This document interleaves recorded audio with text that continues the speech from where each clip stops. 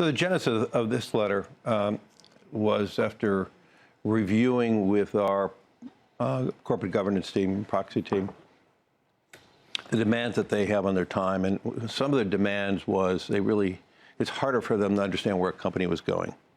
And then when you have a moment where there's a proxy dispute of some sort, maybe an activist or something else, it just takes so much time. And we wanted to think about ways in which we could engage continuously with companies, but also having a better, what I called an EKG, a better barometer and measurement as to how a company is thinking about their business, developing a business plan, and how they're executing. And so the main genesis of the letter or the main points of the letter is, let's think about a different metrics. Let's talk about your shareholder letter.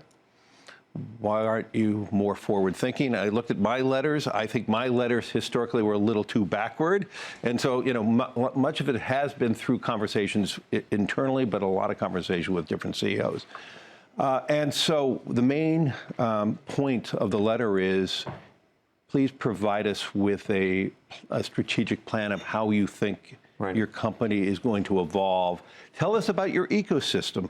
Let us understand what your thinking is. I don't want to have anything that's proprietary or anything that may harm you related to competitive issues, but you can give us a guidepost as to how you're thinking, you're planning, building a business plan for your business and where you're taking it. It is through that lens then we can then measure a company. And through that lens, if a company needs to pivot, I think the beginning of this year and the market reactions and the price of oil are good examples where people may have to pivot this quarter. And you have a framework to understand how a company is evolving with these market circumstances. Okay, we had Bob Johnson on yesterday. We talked about your letter on the show. He was here. Yes. And we talked about two issues, or two issues that he raised. One is just in this age of activism and short-termism, if you will, that this idea of getting rid of earnings guidance is going to be a tough one. And two, that actually the flip side is you could get, if you're a CEO and you put out a plan, you could get locked into it, and I think he even raised some legal issues. I think his concern was if you weren't giving guidance and weren't telling people and then missed expectations, that there would be all sorts of recriminations later that came with what did you know and when did you know it and why didn't you tell us anything? Why didn't you disclose? So I actually believe the opposite will be the result. We don't give guidance. More and more companies are not giving guidance.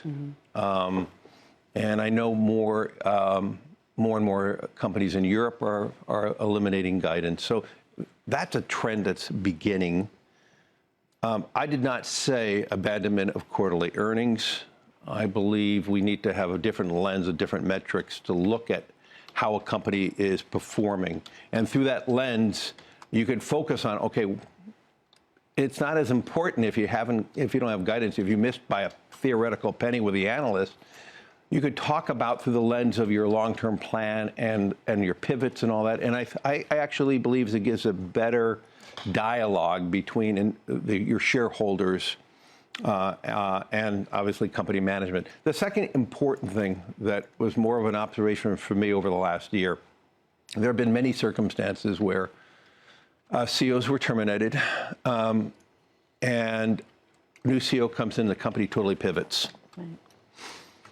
The same, in these cases, these were mostly European companies, same chairman and the same board.